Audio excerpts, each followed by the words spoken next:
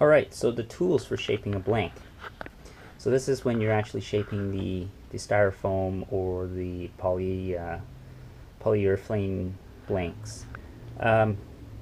So basically, you really don't need a lot of tools to shape your first board. I'm going to go over all the tools that I use and I have, but you really only need, realistically, a block with sandpaper, a Surffoam plane. This guy here is indispensable. It's an awesome tool. I've shaped my first board completely with sandpaper in this guy. This is a larger version of the Surffoam, which is I got this one at an auto body shop store where you can buy, like, Bondo and all that good stuff. And they use this to knock down Bondo really quickly. A dust mask. That's kind of self-explanatory. When you're shaping, you're gonna generate some dust. It's nice not to be breathing it in. Sandpaper. Different grits, different sizes, different grits. This is like a block for sheetrock, drywall. Spoke shaves. So I have a big one and a little one. These really useful for knocking down the stringer.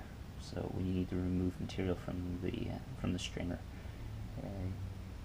you don't have to have both. You could probably get away with the larger one and then just kind of fill in the gouges if you have any, especially if you're working with styrofoam. So these are tools that are kind of nice to have, or maybe later on when you want to knock down foam quickly. Also mention a weight. Weight just to hold the board when you're shaping, so it's not rocking around and moving off the racks. This is what they call a G-rasp, and I think a few companies or a few surf supply places have something similar, and it's got this abrasive grit on it. And what's nice is with your sanding, foam just kind of knocks through it when you're shaping, and it just removes foam really quickly. I didn't get this until recently. I really like it though. It's really handy, and it's nice to make. It's really easy to make nice smooth sweeping motions and knock down foam really quickly. A power planer as well. That can be used. The pros use power planers. This I don't use often. I just use it when I have a lot of foam to knock down. When I get close to my final shape, I don't use a planer. I think some guys are good enough that they just use a planer the whole way and then just clean up the edges with sandpaper. So this is kind of just a tool that I have. I don't use it often. I have used it a few times. And I have a sponge where I put sandpaper around it, so when I'm knocking down the edges, after my rough shaping and when I'm finalizing the shape, that's just nice to help smooth things.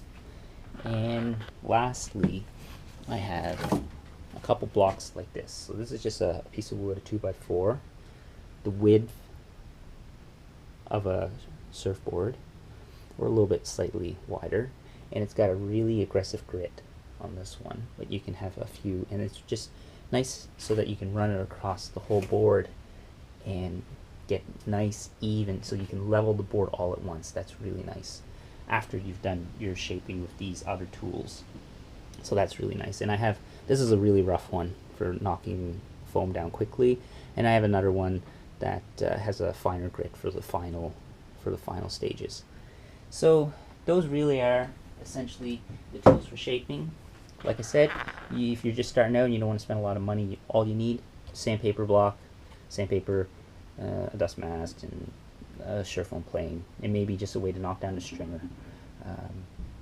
There's a few, and these aren't that expensive, the spoke shaves. So that's all the tools for shaping.